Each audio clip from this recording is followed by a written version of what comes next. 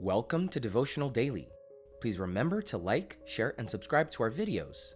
Today is November 9. Our title is God's Purposes.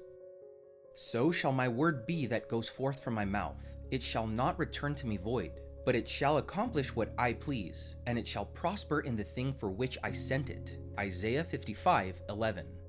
My father must have been around 30 years old at the time.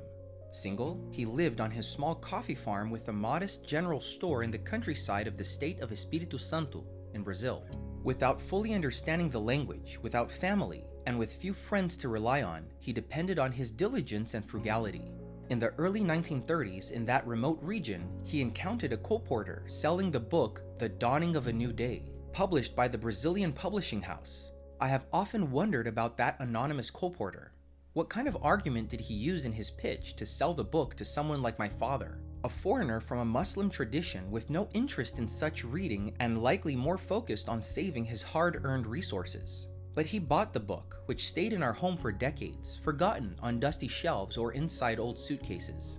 I remember that the book was viewed with some suspicion by my family, because it talked about prophecies, signs of the end times, and cited unfamiliar biblical texts. I personally considered it esoteric and never took an interest in it. However, on the very night of my baptism in June 1962, when I returned home from church, I inexplicably picked up the book and, surprise, the content discussed the topics I had learned in my Bible studies. So close, yet so far. Why had I never been interested in the book before? Why only now, in these circumstances?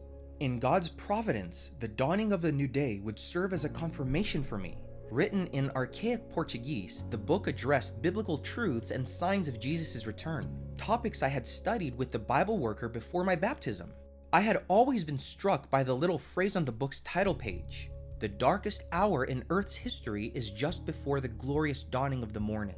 This is what I still believe today as I await the perfect day to dawn soon.